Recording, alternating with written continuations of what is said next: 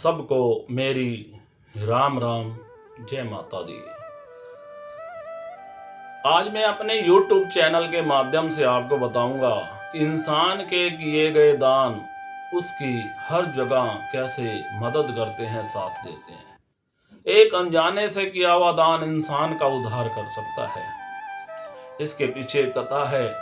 एक लाला जी बड़े कंजूस थे, जीवन में उन्होंने कभी कोई दान नहीं किया और आज एक सत्संग में बैठे हैं तो गाय की महिमा के बारे में सुना कि गाय का दान करने से इंसान धनवान हो जाता है, उसके जीवन के सारे दुख दूर हो जाते हैं और वो स्वर्गों में चला जाता है। आए बैठे बैठे ही उसने मन में सोच लिया कि मैं भी गाय का दान करूंगा, संकल्प ले लिया।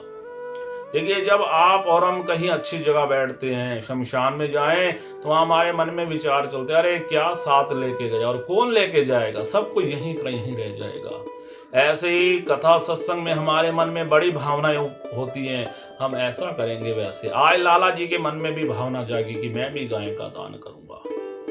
अब जैसे ही कथा खत्म हुई और बाहर आया तो उसके भाव बदल गए और अपने आप ही बातें करे, अरे बेवकूफ, तूने क्या कह दिया, मैं गाय का दान करूंगा।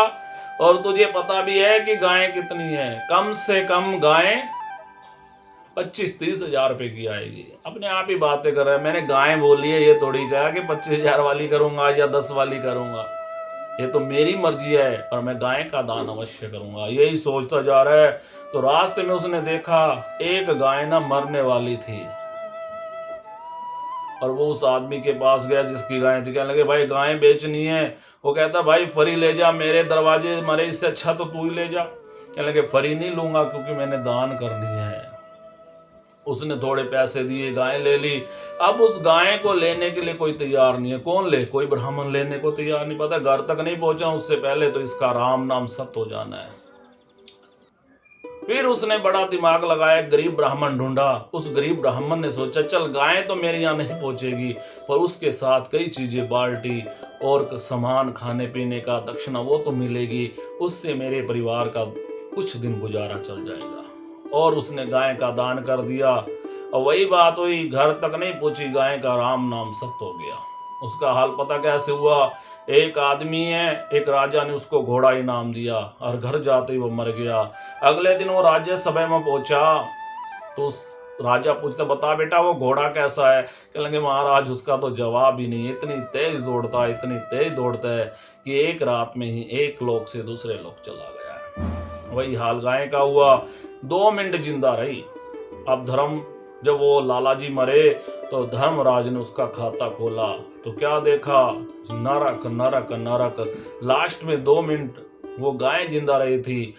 तो महात्मा जी कहते, भैया तेरा 2 मिनट का स्वर्ग है, बाकी सारा नरक ही नरक है। बोल, तू पहले स्वर्ग भोगना चाहता है या नरक भोगना चाहता है? लाला जी ने सोचा, अगर मैंने नरक कह दिया तो सारी जिंदगी वहीं बीत जाएगी, कम से कम स्वर्ग के दर्शन तो कर लूं। कहने लगे, महाराज मुझे 2 मिनट का स्वर्ग ही दिला दो। अब उसको स्वर्ग ले गए। वहां पर क्या देखा? खुशियां ही खुशियां हैं, आनंद ही आनंद है, भजन ही भजन, कीर्तन ही कीर्तन है। वहां जाकर वो पछतावा करता है, अरे अनजाने से तूने गाय का दान किया, वो 2 मिनट जिंदा रही, उसने तुझे स्वर्ग के दर्शन करा दिए, स्वर्ग का वसिंदा बना दिया। अगर तूने स्वेच्छा से किया होता तो सदा तू यहाँ का वासी बन जाता।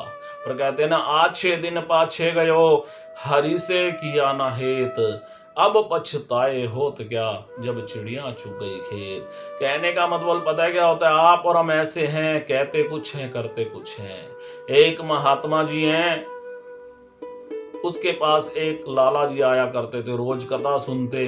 6 महीने बीत गए। एक दिन लाला जी कहते, महाराज आज मुझे बड़ा जरूरी काम है, अगर मैं वहां जाऊंगा तो मेरे यहाँ कथा का नियम टूटेगा, नहीं जाऊंगा तो मुझे लाखों रुपए का नुकसान होगा। तो महात्मा ने कहा, एक काम कर बेटा, कथा में अपने बेटे को भेज दे और तू अपना काम करया, जिससे तेरा नियम भी नहीं टूटेगा और तेरा नुकसान भी नहीं होगा। कहने लगे, महाराज मैं अपने बेटे को नहीं भेजूंगा, क्योंकि मैंने सुना है कि कथा सुनने से इंसान वैरागी हो जाता है। महात्मा कहने लगे, भाई तू तो 6 महीने कथा सुनता रहा, तुझे कुछ नहीं हुआ और तेरा लड़का एक दिन में ही वैरागी हो जाएगा। कहने लगे, महाराज मेरी तो बात और है। कहने लगे, क्या है? कहने लगे, मैं तो एक कान से सुनता और दूसरे से वहीं पर निकाल देता हूँ। आप और हम ऐसे ही हैं, सत्संग भजन कीर्तन दान के बारे में सब कुछ सोचते हैं, लेकिन उसको कायदे से नियम से कर नहीं पाते, जिस कारण सब कुछ करने के बाद भी आप और हम दुखी होते हैं। अक्सर लोग आते हैं, महाराज हम दान पुण्य भी करते हैं, नियम भी पूरे करते हैं, जैसे हम महाराज अमावस भी निकालते हैं, लेकिन फिर भी दुखी है। कारण दुख का यही है कि हम जाने अनजाने भगवान को कहीं ना कहीं छोटा बना बैठते हैं। जो चीज़ हम दान पुण्य करते उसका इस्तेमाल ही नहीं होता। दान हमेशा वही होता है जिसका सदप्रयोग हो, जिसका इस्तेमाल हो। जब वो इस्तेमाल होगी तभी पुण्य मिलेगा।